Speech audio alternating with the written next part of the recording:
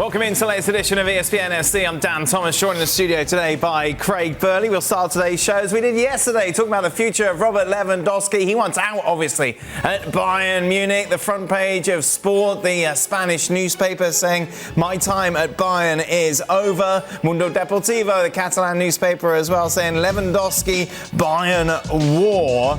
It's interesting that Spain have got involved as well in this as well.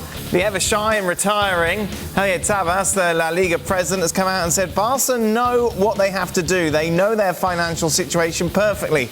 I don't know if they will sell De Jong, Pedri or Pepito Perez. He's a very famous clown back in the day, Craig. Barca have had many accumulated losses in recent years, so that could have been avoided, and they have to fill the pantry. Just like how Madrid have filled it, Barcelona's is empty. Today they cannot sign Lewandowski. Barca president Joan Laporta responded by saying, I asked that he abstain from making comments about possible signings by Barca.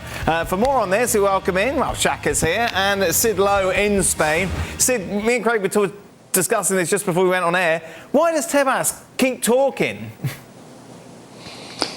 Yeah, and I think that's a really pertinent point, and I think it's a pertinent point that Laporta makes as well. We've talked about this before, haven't we, Dan? We've talked about there is one thing that is worse for a club going into the market than having no money, and that is a club going into the market knowing that everybody else knows that they've got no money either. The position that you're in terms of trying to sell your players, in trying to get the best deal, is massively weakened by that knowledge, by the awareness of the situation you're in. And so even if Tebas was in a position where you say, okay, everything he's saying is true and everything he's saying is right, and up to a point there's a degree of him trying to admonish Barcelona for continuing to chase people that he believes they can't pay for right now. But as Laporta rightly says, it doesn't help us. It doesn't help us for this knowledge to be out there. It doesn't help us for him to talk. And as Laporta said today, he says, this is either a kind of an accidental thing, in which case he's got a case of verbal incontinence, or he's doing it deliberately, in which case we've really got to ask ourselves why. And this shouldn't be happening. And it certainly doesn't help Barcelona. That said, look, the fundamental problem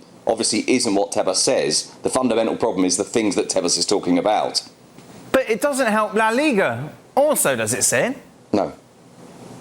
No, it doesn't. It doesn't at all.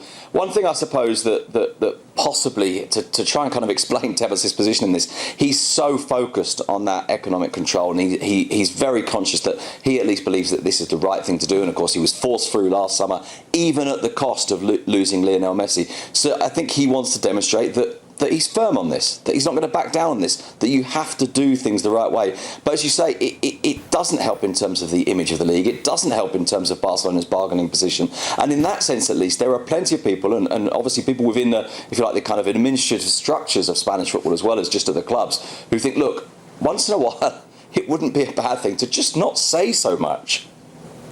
You want to give Tebas some of those books behind you, Sid? Get him to shut up for a little bit. I love that, shut him up. You go read, go and do something. He's got nothing better to do. I mean, at the end of the day, he can administer the rules and regulations, the financial rules and regulations on Barcelona and every other club, as he has been doing, as Sid mentioned, and he has been strict. But when if they sign a player, how are you going to make it work? Are you going to be able to register these players, this player and that player?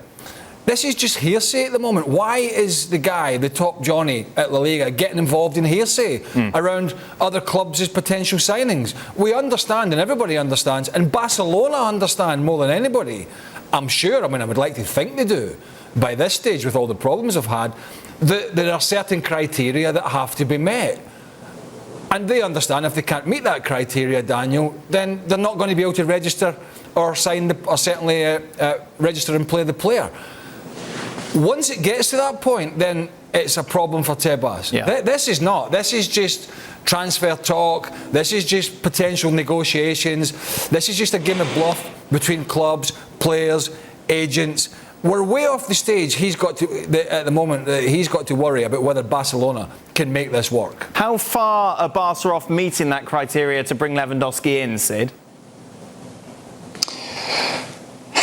A very, very long way. Except that, of course, a very long way as things currently stand. And one of the key parts of what Tebas said today was a día de hoy. In other words, taking things as they are today. Barcelona can't do this. So now, how do you sort that out? As he said himself, it's talking about increasing income and selling assets if needs be. Now, Barcelona have talked quite a lot over the last 2-3 weeks about what they describe as palancas, leverage economically. How do they make the money to be able to make this happen? Well, part of it was the sale of 49% of Barca Studios. They now will put to the members' assembly a general members' assembly, which they're calling for the second week of June, whether or not they sell Barca licensing and merchandising, 49% of that, and whether they sell 25% of future TV rights. Now, they believe, according to their calculations, that this could raise as much as 700 million euros. Now, at that point, of course, things change dramatically. But Barcelona are still in a very difficult position. Now, to try and give you the basic numbers, Barcelona's actual salary mass is around about 450, 500 million euros at the moment. Their salary limit, in other words, what they're allowed to spend on their squad, is minus 144. Now, that doesn't mean this is what you're actually spending. It means that's where we calculate in terms of allowing you to bring new people in. Because they're on a minus number, any money that they invest in players has to be demonstrated that they have saved 4 times that much to do so. In other words, let's say for argument's sake that Lewandowski cost them 10 million euros. They have to be able to demonstrate that they saved 40 million euros before they can commit that 10 million euros. Now, that's a very simplistic way of looking at it, but that's basically how it works. So in other words, the answer to your question, can they bring in Lewandowski, is no. But if they can move things out or generate sufficient money to push that number back up and to be able to get back into the black, then yes, they can. The problem is that's a very, very difficult process. But that's why Tebas should be answering questions as not naming individual clubs. Yep. That's not his job. He should be answering any questions that come his way about players coming to La Liga, in a way, in my opinion, by saying something along the lines of, well, every club is well aware of the criteria that has to be met. It's almost like a personal vendetta at the moment for him because of Barcelona's financial woes and him showing this strong-arm tactic, which is not a problem. If you have rules and regulations, then yeah, you've got to try and make sure clubs stick to them. But you have to be more, I think, when you're the man that's in charge of the governing body of the league, you have to be more generic, I think, in your answer. It's not just Barcelona and Real Madrid. There's a host of other clubs, and you should be talking about these clubs in a very generic manner, not in a very personal manner by saying, oh, Barcelona can't sign him, oh, Valencia can't sign him. Yeah. The clubs know the strict criteria that we have set down, and they have to meet it. We won't speak to Shaka about budgeting because obviously still can't afford AC as the summer is here. It just doesn't switch it on. It's a money saver. Shaq, overall, if you're Barcelona, is Lewandowski your number one priority, or should it be? Not at the numbers I think that it would take to bring Lewandowski in, given the position that they're in, and I'm in agreement with both Sid and Craig on how I'm not sure how they make that happen. Creative accounting got them into trouble. I'm not sure how creative accounting gets them out of trouble. But you've got Aubameyang who's there and filling a void and did very well since he arrived in January, and just given the finances of the situation, I'm not sure that or replacing him with a high price acquisition is top of your need to do list. Yeah, I think you've got to be careful to not be throwing all the baby out with the bathwater here, because as great as Lewandowski is, and Sid knows a way more about it than me and has already touched on it, a lot of pieces of the jigsaw have to move for this Lewandowski potential transfer to happen, but there's no long-termism in Lewandowski, primarily because obviously his age. There's a couple of years probably, maybe 3 at a stretch. We know he wanted 3 or wanted 3 from Bayern Munich. It looks like there's no talks at all now.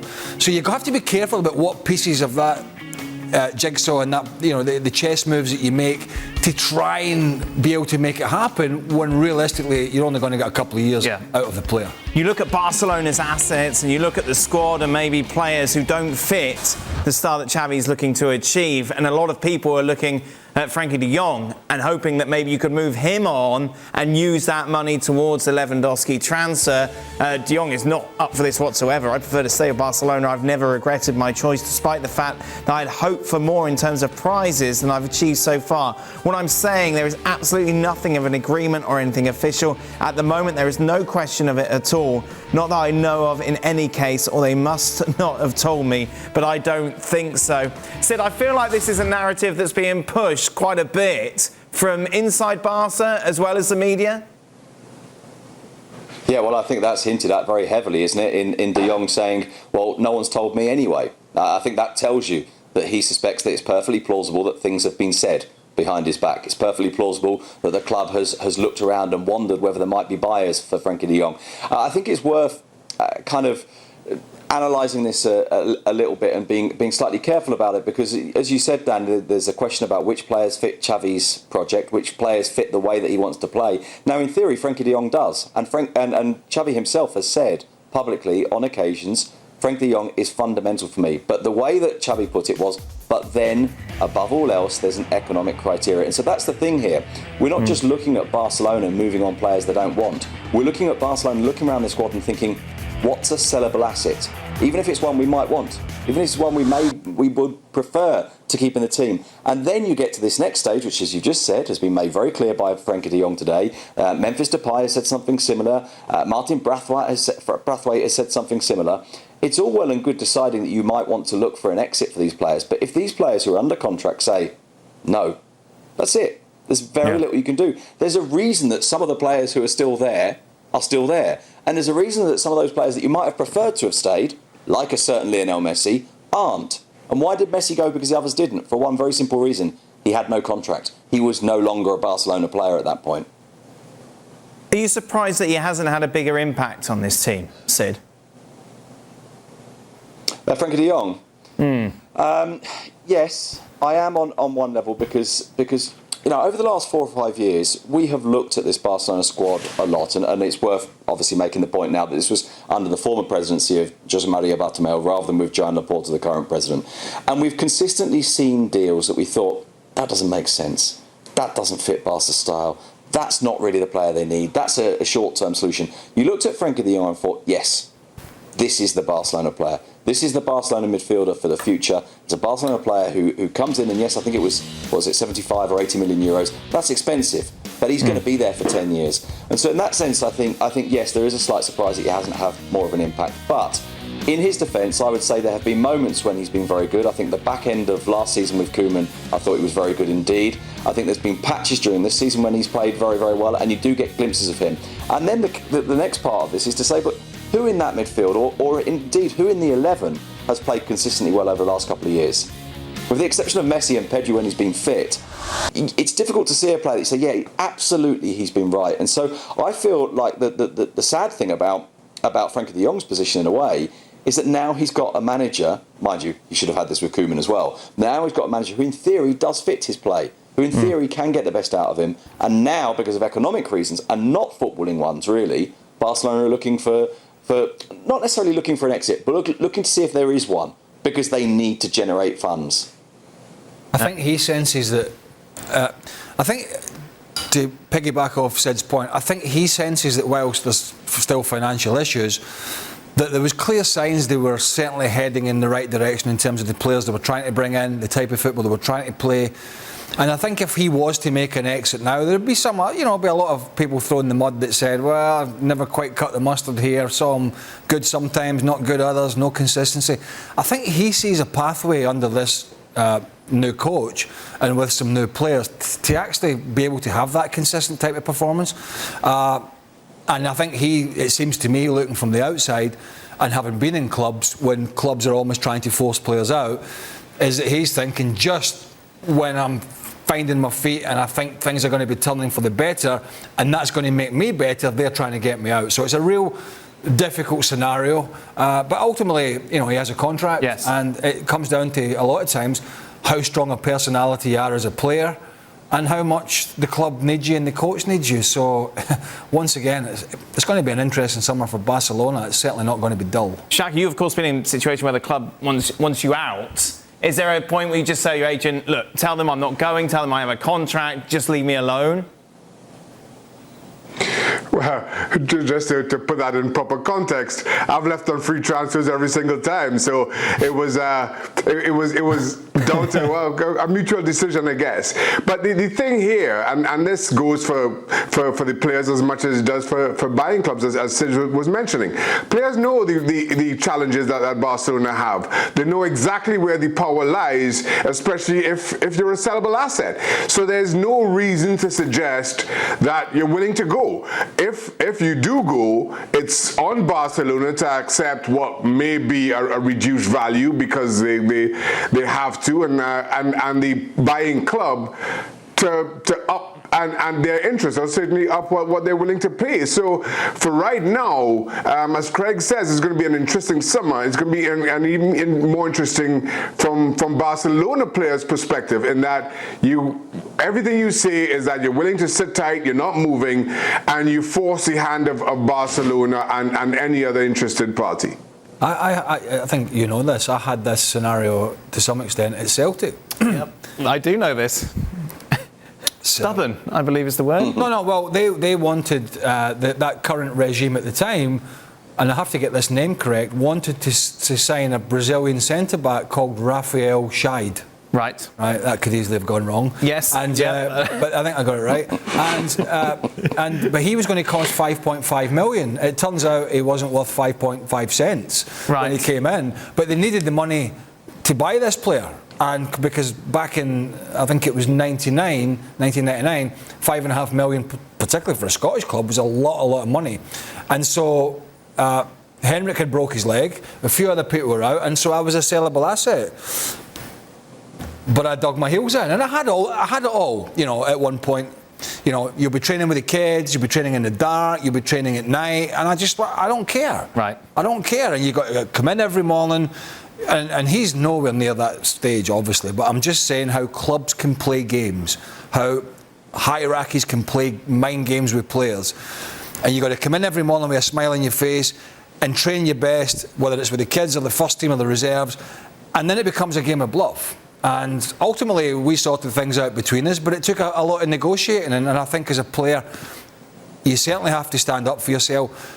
And at no time our players had more power than now. Yeah. The money has given them more power. It's given more problems to clubs, but it's given the players even more power in a sense where they say, OK, I'll just stay here, thank you very much. It's not as if I need the win bonus to get me through to the end of the week so as I can buy the shopping. So I'll just stay. So the players are in a much more powerful position than they've ever been.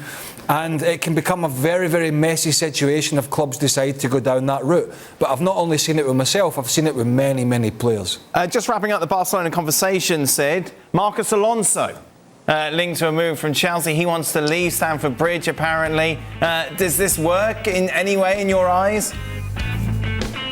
Well, they pretty much want the entire Chelsea back four, don't they? Apart from Rudiger, who's going to Real Madrid.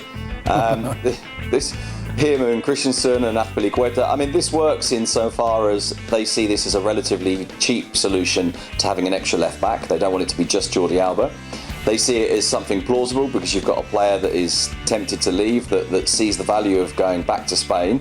But of course, we come back to what Tebas said at the very start. You've got to be able to pay for it, and you've got to find the mechanism to make it workable. Now, of course, this is easier to do than Lewandowski, but you've still got to go to Chelsea and persuade them to allow this to happen, and that's not that easy. And you know, this comes back to the situation with all of these players. You've got to do a deal with a player to get him to agree to go. In terms of the players going out, then you've got to find a club paying for them, and then you've got to be able to use only 1/4 of that amount of money to bring in the players to replace them, and that's where it becomes difficult. I'm not against Marcos Alonso as a player, and as Sid mentioned, it may be somewhat of a kind of cheapish option. He's 31, but here's where it just falls flat on its face for me: is for a long time now, Marcos Alonso has struggled as a left back. Marcos Alonso has, I think, superseded expectations in the last 2 or 3 years, particularly before Chilwell and when Chilwell's been out, as a wing-back. Yeah. But he struggled as a left back. He struggled when he doesn't have a Rudiger or somebody, a third centre back outside him to cover him. And correct me if I'm wrong, somebody will have to tell me the last time consistently Barcelona played three at the back with wing backs. It just doesn't happen. And so when you look at that as a position and when you look at his age, yeah, it might be cheap and cheerful and something they can do, but he struggled as a left back, certainly in the latter part of his career, when he's had to go back there and defend one-on-one. For a lot more on these stories, of course, it looks to be a busy, busy summer once again, doesn't it? Be sure to check out Transfer Talk, which will keep you up to date with everything over on the website.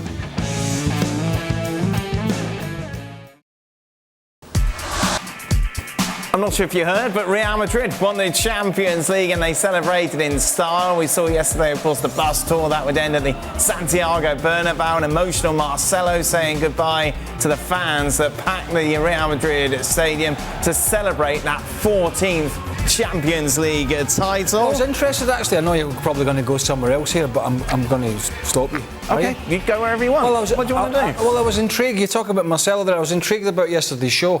And it was a continuation of the Gareth Bale chat we'd had from the weekend. Yes. And how he should and shouldn't celebrate and blah, blah. I'm intrigued to know the other players that were not particularly involved this season, the other players that were stripped and were not involved at the final, like Marcelo, are they allowed to induce themselves in the fact that they have 5 Champions League now? Well, yeah, I think so.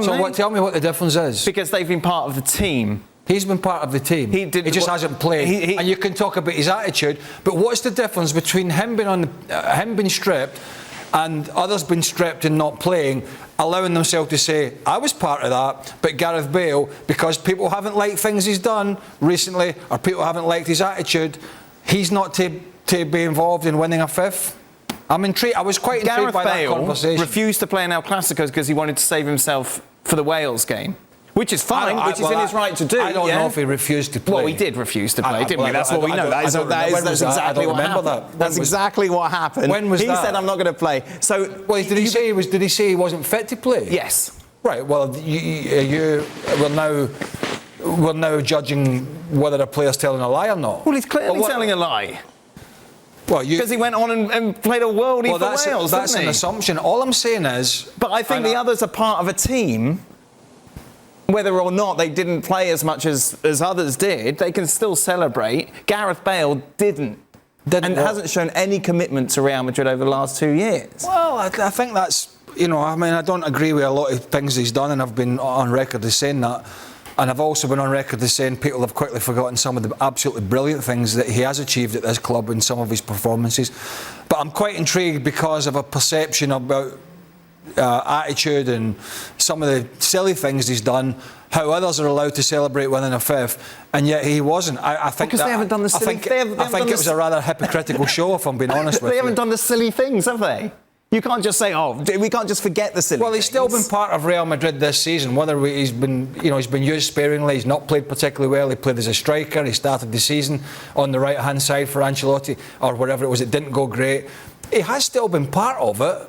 Whether we agree or not about his attitude, he's still been part of it. I was intrigued why everybody else can celebrate and why he's not allowed to. I found that quite hypocritical. What was interesting, Sid... So have I digressed? No. It's good because it kind of takes us on to a conversation that I wanted to have with Sid. I don't agree with a lot of things Bale has done, by the way, and I've said that. Okay. But it seems there's one rule for some and one rule for others. Well, I think the outliers who have a bad attitude. He's made his own bed. No, so you've got to be Mr. Squeaky Clean. Is that what you're saying? Well, you've got to be committed to the club at least. I don't think you achieve what he's achieved over the years if you've not shown commitment. Well, yes, the commitment initially. You're the one who's taking this. Gotti said, you're boring me now. Sid, what I thought was interesting was in that celebration we saw at the Bernabeu, the great reception that Gareth Bale got. Yeah, I was really pleased about that, and not necessarily because I think there was a sort of a desire for to him to get a great reception in terms of everything that's happened over the last couple of years, but I just sort of didn't want it to end in a really nasty way. I think the fact that they won the league and the Champions League, obviously everyone's in a far better mood about things. There's no sense of kind of rancour or bitterness at that point, and I'm glad about that. And just to kind of briefly pick up on what Craig's saying as well, the other thing I suppose, if Bale hadn't engaged in the celebrations, we'd probably be wading into him for that as well. And I think he was in a position where he almost couldn't win, in terms of how do you approach this? Well, you've got to be involved, because remember when he wasn't there when they won the league title, we all thought, oh, that's a bit funny, Bale not being involved at all. And so perhaps, he was in a position where he had to join in. And as you say, Dan, I thought that reaction was quite pleasing, because he has been a brilliant player for Real Madrid, even if it's true that over the last 2 years that's not been the case. Over the course of his career, he's achieved an extraordinary amount. That's not the narrative of this show, Sid. Don't try and go down that channel. There'll be people here with preconceived ideas and agendas.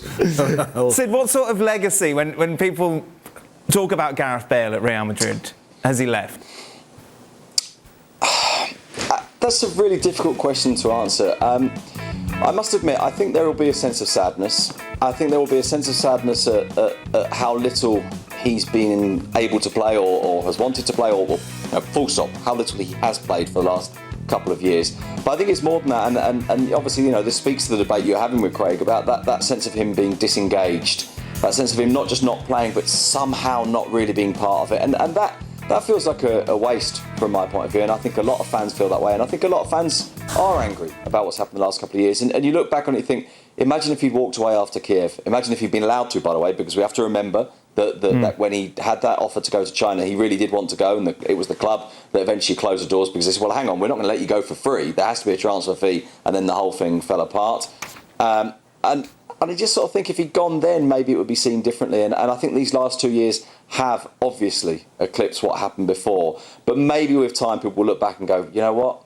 That guy won 5 European Cups. And even if we're not going to count this year's, and he did play twice in the competition, I think it's a total of 8 or 9 minutes. He did play twice in the competition. Even if we don't count that, the other 4 we certainly count.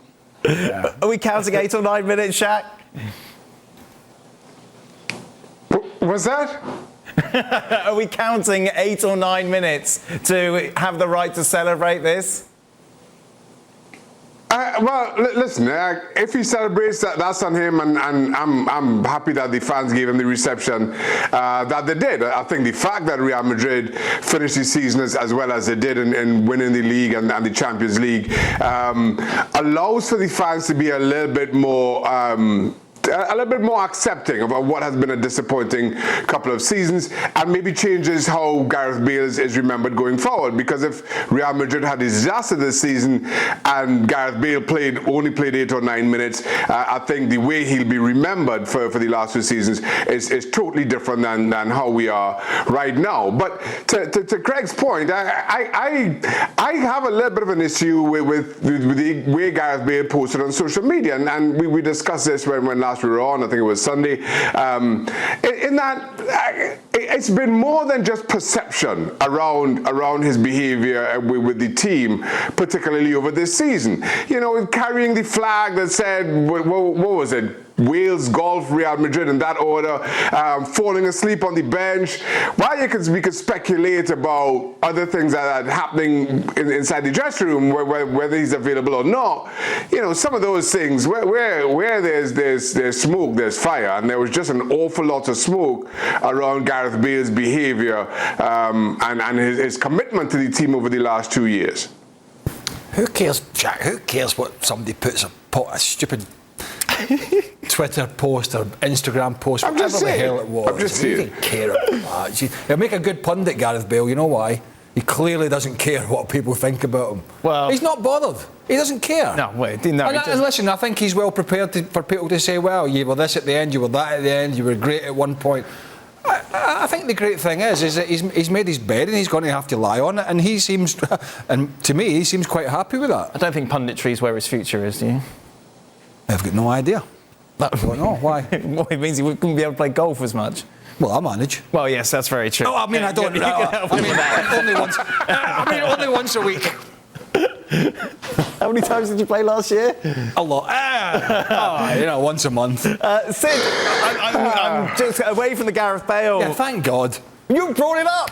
Well, because I watched yesterday. You started it. And you were absolutely hammering them yesterday. Say, oh, God, when you're the one who started the You were debate. absolutely hammering them yesterday, a lot of yous. Sid, with regards to Real Madrid winning, the rest of Spain, is there a sense of pride because it's a La Liga side, or is it a case of, oh, here we go again? There's a bit of both. There is, I think, a sense of pride, not least because of the perception that maybe the Spanish League had been weakened, the perception that the Premier League was too far ahead. And there's definitely been a lot of people, both in the media and I think amongst fans in general, kind of saying, this proves that the Spanish League's okay, this proves that Spanish teams are strong and that we shouldn't necessarily be believing that the Premier League is getting ahead. And of course, Villarreal won the Europa League last season, which helps, and reached the semi-final of the Champions League this year, which helps. So there's definitely been an element of that. But look, let's not pretend that Barcelona and Atletico Madrid fans wanted anyone other than Liverpool to win the final. What's going to happen to Carlo Ancelotti, Sid? He is going to continue to live the life. He is going to continue to be absolutely calm and comfortable about everything. And all of this, one of the great things about Ancelotti this year is that he's taken this all in his stride as a kind of a bonus. He didn't ever expect to be back at Real Madrid. The opportunity to be there was like, great, this is a way to end it. He's even said publicly now, look, when Real Madrid decide to end this, I'll say thanks very much, and then I'll dedicate my time to my children and my grandchildren. There's no need to do anything else, and I think he'll continue and he'll be relaxed about it. I must admit, there was a bit of me after the final. I thought, Carlo, man, you've completed football now. Just give everyone a wave, say cheers, thanks very much, and just walk off. But I don't think he will. They can't do it, Sid. They can't do it. They can't. Right. I mean, how many times have we sat here with certain managers, you know, at one point with David Moyes, who's resurrected his career for sure, but at one point when he was going after United to Sociedad to Sunderland, pillar to post, getting hammered, taking bad jobs, taking jobs that were going to send him to an early grave. Why? You know, all these managers, they moan and groan about the pressure in the media and the finances and what they're not getting, and then as soon as they're out, let me tell you, every job that comes up, whether it's in La Liga or the Premier League or the Bundesliga, the Championship or League One in England, these lower leagues, there's a queue of people desperate. It's like a drug to these managers. They need to feel that those juices flowing.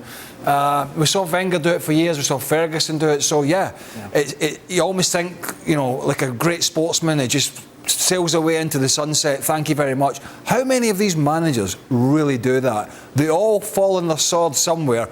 Roy Hodgson at the end takes the Watford job at Roy's age. You know, I mean, he's been there, seen it, done it at a lot of countries, a lot of clubs, at international football, and then he goes in there with that pile of drivel because he thinks he can save them. Yes. I mean, you got to ask the question, why? Who will be in charge at the first day of the season?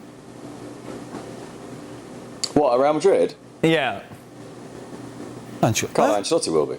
No doubt. It's definitely going to happen. I don't see any scenario in which it doesn't.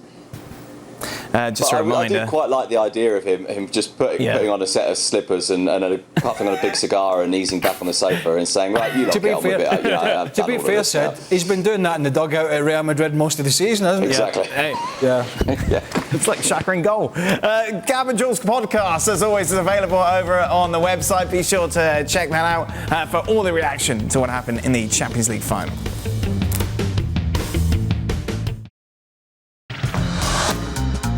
Huge game in Scotland then on Wednesday as the hosts take on Ukraine. The winner will face Wales this weekend for a place in the World Cup in November. Sam Borden is in Scotland. There's a soccer game here tomorrow night, a game to help determine one of the final places at this year's World Cup. And already outside the stadium, signs that it's a game which somehow means so little and so much at the same time. I go to bed knowing I'm safe. Ukrainians, family, friends, will I wake up in the morning? Or will something happen overnight? It's just such a horrible feeling that I can't even understand or comprehend it. Can you imagine in one night you just realize you can't stay here any longer? Yulia Zavada is one of more than 3,000 Ukrainian refugees in Scotland.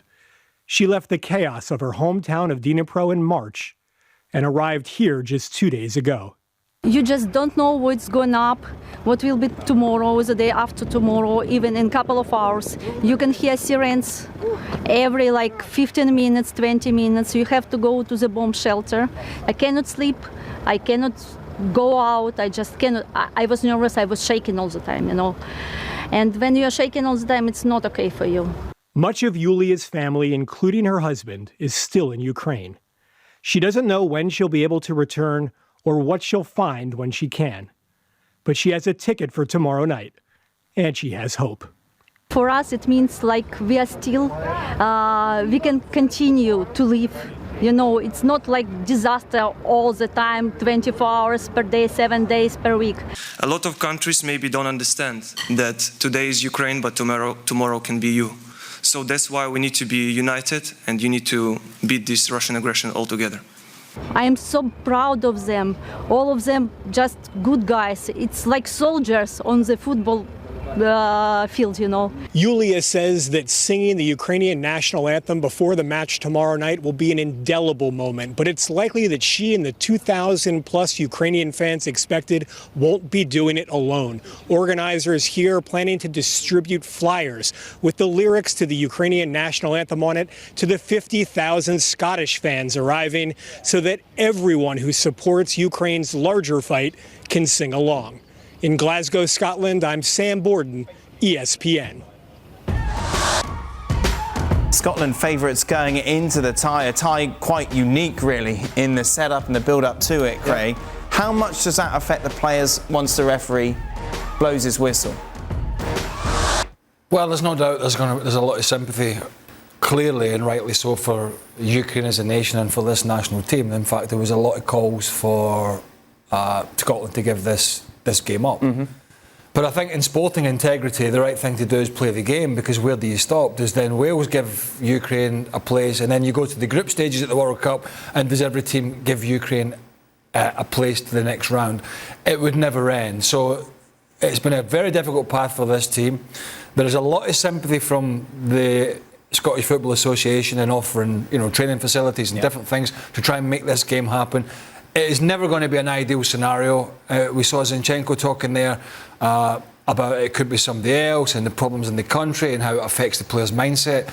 But from a Scottish perspective, whilst the players will be very understanding, there is a job to do.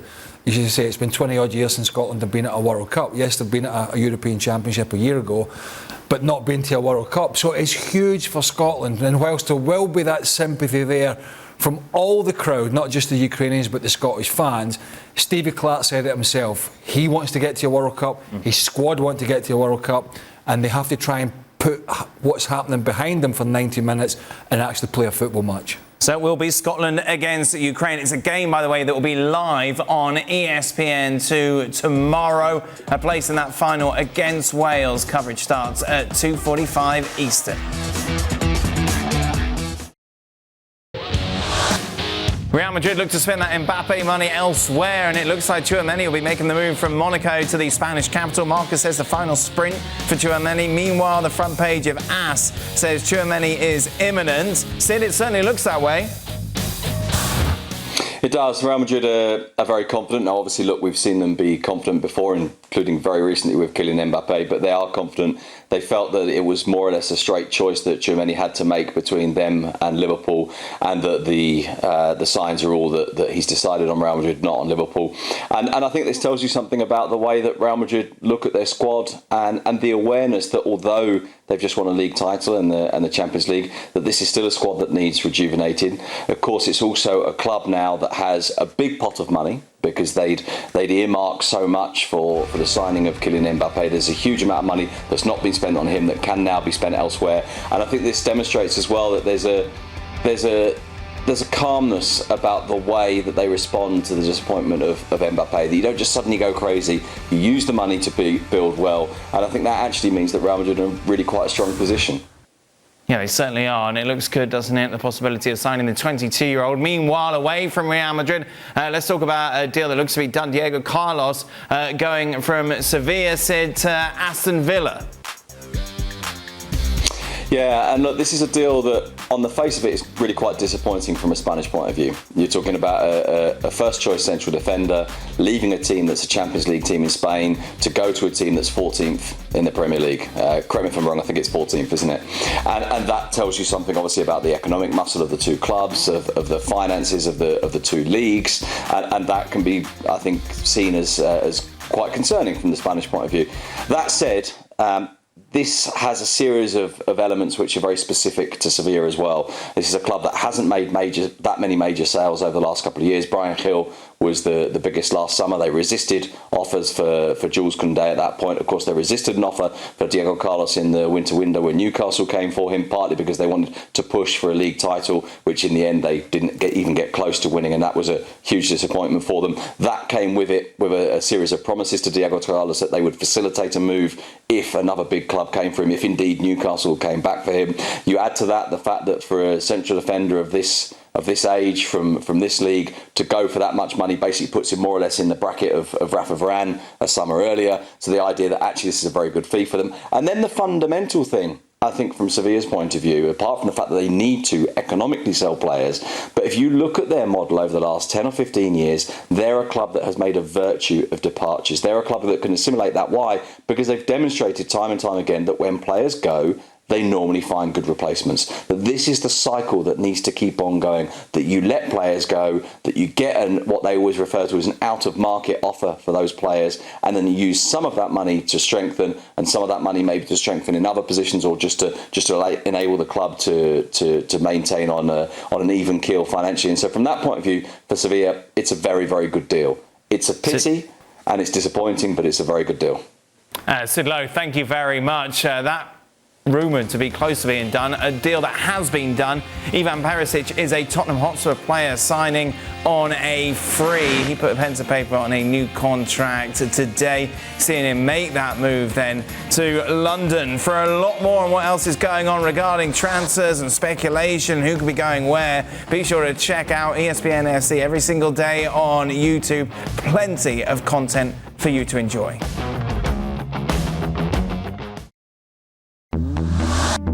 Some big MLS news today. Charlotte FC, currently sitting 8th in the East, have sacked Miguel Angel Ramirez. He lost 8 of his opening 14 matches. He is out. Also out, Zach Steffen, but for different reasons. He will not be taking part in the June camp with the US men's national team. Neither will Mihalovic. He's out with an ankle injury. We'll just remind the US in action on Wednesday, taking on Morocco. It's tomorrow. US taking on Morocco tomorrow, 7 p.m. Eastern on ESPN2 in that international friendly. And for all the reaction to that, be sure to check out the latest edition of Football Americas, which will drop on Thursday here on ESPN+. That is it then. That brings us to the end of today's show. Thank you very much to everyone who's been on. Shaka and Sid will be back. Craig here as well to answer your tweets on Extra Time, which is next.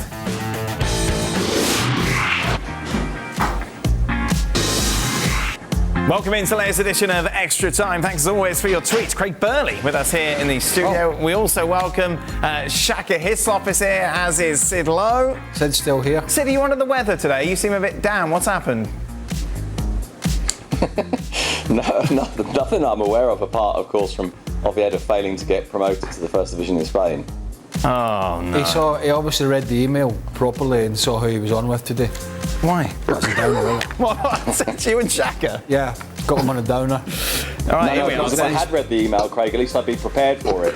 The real disappointing is thinking I'm on with better people and then coming on and going, oh no, Craig and Shaq, can't believe it. Well, that's where your argument falls down, to be honest. Sid, here we go. I want to start. From the last... Sid allowed on the Gab and Jules podcast? Is he allowed on that? You know? I don't know, maybe, I don't know. No, these journalists... Why wouldn't he be allowed on it? Worried about each Shut other. up. Right, let's get on with this. Right, from the last 5 Champions League titles Madrid have won in the past 8 years, Sid, which one is the most impressive and why? Oof. The actual title itself, this one.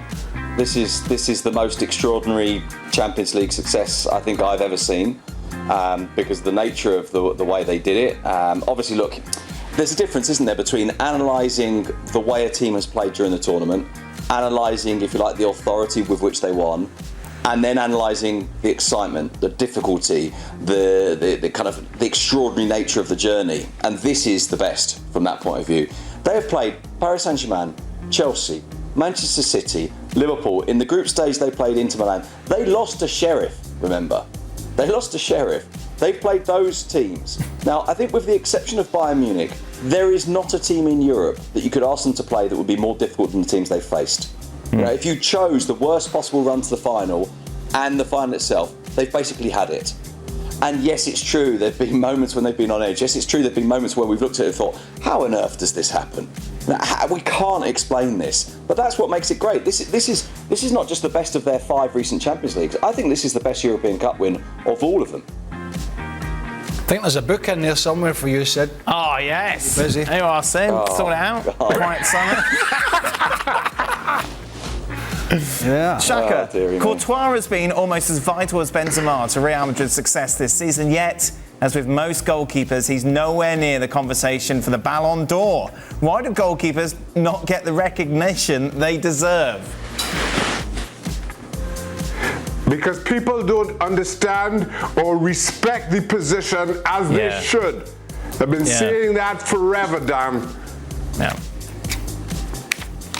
Well, it's quite a simple answer. They just don't get it because they're goalies. Well, And there's an unwritten rule that they should never be allowed to achieve anything other than saving the ball. Sid, what's the view of most La I mean, they Liga? wear gloves. Sid, what's the view of most La Liga fans towards the Premier League? They're basically failed outfield players. Oh, don't start. At the school playground, it becomes crystal clear at an early age. Right, get the big tall one that looks as if his shoelaces are tied together. Give him a pair of gloves. That's Shaka. That is not at all true. I'll stick to that. Sid, what's the view of most La Liga fans towards the Premier League? Is one league generally rated more higher than the other? That's quite difficult to answer. I suppose if you're saying La Liga fans, we're just basically saying anyone in Spain who's interested in football. And I think that most Spanish fans would look at the Premier League and say, yeah, it may well be the best league in Europe. It's certainly the richest. It's the one with the biggest clubs. There's a lot of Spanish football fans who watch the Premier League and really enjoy it. They like the intensity. They like the full stadiums. They like the way it's packaged. It looks good. But obviously what this Champions League has done has kind of fueled a little bit those who have tried to resist that, and those who actually have kind of got angry. And you get some people, certainly in the Spanish media, who will get sort of upset about the idea that, everyone talks about the Premier League and they forget about their own league. They forget, and obviously that becomes borderline. Sort of there's almost a sort of stupid element of patriotism that kind of runs into it at times. But I think most Spanish football fans think the Premier League is very, very strong, and actually in truth probably think it might be slightly stronger than Spain, but that Spain still has, obviously in the case of Real Madrid, the biggest club of all, but in the case of Real Madrid and Barcelona and Atletico and Sevilla and Villarreal, some really, really big clubs too. Saw that Lampard was fined £30,000, Craig, by the FA for his comments about the officiating from the Everton-Liverpool match. What was the largest money you paid during your career? Were you fined at all? Did you have to pay any fines? By the clubs or by the FA, by clubs? I was fined once. 2,500-3,000, which was around the year 2000. Okay, what for? I wasn't particular. I think it might have been a West Ham game at Pride Park, Derby West Ham, and I wasn't particularly enthralled by the referee's performance, and I decided to kick his door in. I don't mean off the hinges. Right. I just opened it in a very aggressive manner to his referee's room, and I bowled in. And what did you say? Jolly gosh, that wasn't a very good performance. Hello, Mr. Referee and your friends. I said, may I have a word? I thought that was a jolly awful performance today. Can we be better next time? Thank you very much. Sort of words to that effect. Wow. And then who do you write the cheque to, or does it just come out your wages? I think it comes out your wages, if memory serves me right. It comes out and they send it off to the relevant authorities. But yeah, And Jim Smith, who was the manager at the time, was lambasting the referee. Already lambasting him. In the referee's room, I could hear it. So it just got me going even more, and I kicked the door, and I flew in and added to it.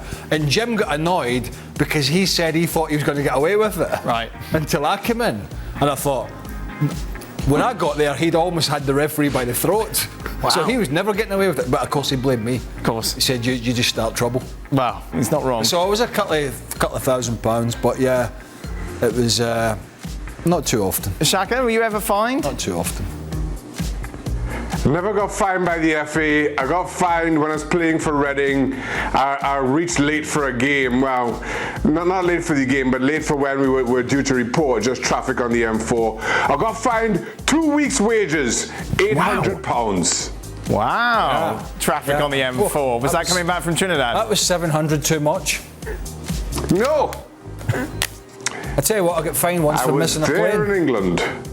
Right. I told you this, didn't I? Yes. I got fined for missing a plane at Heathrow, and I was at Heathrow, and I had my pass, and I was having a pizza. We were flying to Bolton to play in the having a pizza. We were flying to Bolton to play in the Easter fixtures. You played Saturday and then you played Monday. Right. So we were flying to Bolton on the Sunday to stop, so we didn't have the 4 or 5 hour bus journey, and quick flight, 40 minutes, and I went for a pizza with Dennis Wise and a couple of the boys, and they made the plane, and I didn't make it. How come you didn't make it, Craig? Well, and I mustn't have heard the last call. Last call for the Scotsman. Enjoying your pizza too much. And as I ran down to the departure gate, the plane was getting pushed away from the, what do you call it? Gate. It was getting pushed away from the gate, and it was detached from the gate at that point. And I waved to the pilot, and I think he gave me 2 fingers. And so I got fined and dropped. Okay, start, bench or sell. Shaka, prime Salah, prime Hazard, prime Griezmann. Prime Salah. That's easy. Goodness Come me. on. That's easy. Come on. Is it? Start prime Hazard, bench prime Salah, sell prime Griezmann. No? Well, I haven't thought about the last two, but I'm having. What's the Start Salah. Start. That's what you do. You start Salah over Hazard. I'm starting Salah over Hazard because it's goals. Right. That's why, amongst everything else. For Craig, what is it like for players from promoted teams like Notts Forest to go from winning most weeks to having to fight for survival? I don't know. I never got promoted. Right. Because I was never in that. So. Shaka, you got promoted, yeah? Presuming. Yeah, with Pompey. What's that like? It's tough. It's tough, man, because you're used to controlling games, and everything about it is just the exact opposite of what you've been used to. You're used to controlling games, to knowing, even when you're behind, that you're probably better than the opponent and you could scrap way back into it, and all of a sudden you're going into games just fearing the worst, in all honesty. To survive, you have to get off to a good start. If you don't, there's simply no kind of coming back. There's no way to recoup any confidence, and it's a tough uphill climb. In some sense, it's the same as going from, without the promotion, from Chelsea to Celtic, then to Derby. Sure. Bottom, I think when I went there, they were second bottom in the Premier League at the time, Derby. And it was horrible. I bet. With a capital O. Yeah. I mean, every week fighting and scrapping and looking at the fixture list and, who we got coming up? Have we got any of the top 4 teams? Or it's no fun, and that's what's going. I mean, people talk about Mitrovic at Fulham, and he can't do it in the Premier.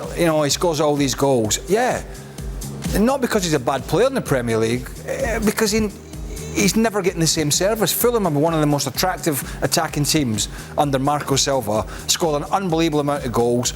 Well, arguably one of the best teams to watch in the country, including Man City and Liverpool. But when they get to the Premier League, that's not going to be the same animal. If he gets 1 or 2 chances a game, if he plays and he's still there, he'll be lucky. This, of course, something that Oviedo don't have to worry about anyway, Sid, do they? Oh, dear. Thanks for that, Daniel. So what happened? They thought they'd been promoted. Did they think that they were in the playoffs? Was he as horrible a little man when he was in Spain with you? I want Sid to tell the story. It was worse. It was genuinely one of the Could have been worse, surely. most awful things I've. So Oviedo needed to win, but they also needed Girona to lose at Burgos on the final day. They also needed Las Palmas to lose at Sporting Gijón, but we knew that wouldn't happen because Sporting Gijón are Oviedo's rivals. There was absolutely no way they were going to beat Las Palmas. So it was all about Oviedo winning and Girona losing to Burgos. Oviedo get a penalty in the 95th minute, one of these VAR penalties that no one knows what it's for. But, you know, we're not complaining. They score, everyone goes wild, and there's this noise in the ground that Burgos have scored. And everyone's like, no, wait. And of course, you're trying to listen to the radio or check an app and kind of go, no, there's no goal. And then the players are at the side of the pitch because basically between scoring the goal and the game ending, there's been about 15 seconds. And that's that sort of, the ball gets kicked up the pitch and they sort of run to the side and they're looking at what it looks like they're looking at a phone or an iPad. And so you're assuming at this point in the stands that, well, they know better than us. They're literally watching this. And suddenly the players run off, celebrating, going wild, piling into each other at the side of the pitch, going absolutely crazy. And there's some amazing turnaround has happened. That the Burgos game that we thought was 0-0, they must have scored in the last minute. And of course, you're watching this thinking, well, I haven't heard of a Burgos goal. My app hasn't pinged, or the guy listening to radio behind me hasn't said they've scored. But someone has decided they've scored, and we're thinking the players, well, they must know, and they pile in. And you get this moment where the ball boys behind them are kind of tapping on the shoulder, going, no, there hasn't been a goal. And so the pile kind of unfolds again, and the players are standing there going, what? And you get this bit of footage where one of them, a guy called Mateos, a forward, is looking at his phone and kind of just shaking his head going, that goal that we thought that Burgos had scored just doesn't exist. And so playoffs is not happening. It was genuinely that have been promotion. Really, and I can imagine, look, for anyone who's not an Oviedo fan, it was hilariously funny. But for us, God, dearie me. Well, it's a shame, Sid, because I have it in good authority from our bosses that if they had been promoted, that you were going to be allowed to come on here on a daily basis and talk about them. Talk about Oviedo. You don't expect any sympathy on this show, do you? We decided that next year we were going to offer every game in the first division plus Oviedo's second division matches. No one else's, just Oviedo's for the whole season. I'll come. I'll go. I'll go. Yeah, cool. It's been a great time. Okay. Sorry? Would be a good time, wouldn't it? No, I said I'll go. Well, I'll go as well. You're not going. I'm going as well. Sorry. If you're going. I'm not going if you're going. Oh, smokes.